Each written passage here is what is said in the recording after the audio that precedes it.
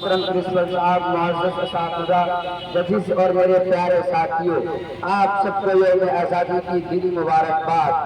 آج کے اس مقدس اور خوشی کے دن پر میں ایک اہم موضوع پر تقریر پیش کرنے جا رہا ہوں، مسلمان مجاہدین آزادی اور قوم یکجہتی میں ان کا کردار۔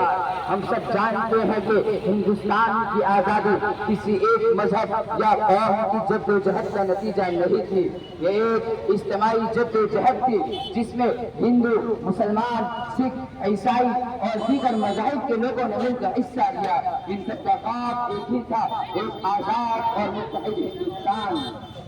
اس جد و جہد آزادی میں مسلمان مجاہدین آزادی کا کارنامہ انتہائی اہم اور قابل فخر رہا، جسے نظر انداز نہیں کیا جا سکتا۔ مولانا ابوالکلام آزاد وہ آزاد ہندوستان کے پہلے وزیر تعلیم بنے۔ انہوں نے ہمیشہ ہندو مسلم اتحاد کی بات کی۔ اشفاق اللہ خان ایک بہادر انقلابی جنہوں نے رام پرساد بسمل کے ساتھ کاکوری تحریک میں حصہ لیا، انہیں پھانسی دے دی گئی مگر وہ وقت سے شہید ہوئے اور آخری وقت تک وطن سے محبت کا اظہار کرتے رہے۔ ٹیپو سلطان جنہیں شیر میسور کہا جاتا ہے، انہوں نے ہمیشہ عدم تشدد، قومی اتحاد کا پیغام دیتے رہے۔ غیرت الغفار خان جنہیں سرحدی گاڑی کے نام سے جانا جاتا ہے، انہوں نے ہمیشہ عدم تشدد، قومی اتحاد کا پیغام دیتے رہے۔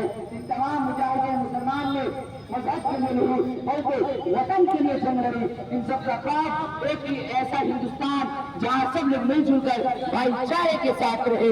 میرا عزیز ساتھیوں، جب ہم آج فخر سے اپنا ترنگا لہراتے ہیں اور یوم آزادی مناتے ہیں تو ہمیں ان مسلمان مجاہدین آزادی کے قربانیوں کو بھی یاد رکھنا چاہیے۔ ان کی جد و جہد ہمیں سکھاتی ہے کہ ہندوستان کی طاقت اس کی یکجہتی اور بھائی چارے میں ہے۔ آئیے ہم سب مل کر عہد کریں، ہم ہمیشہ متحد رہیں گے، ایک دوسرے کا احترام کریں گے اور اپنے وطن کو اور بھی عظیم الشان بنائیں گے۔ جے ہند، ہندوستان زندہ باد۔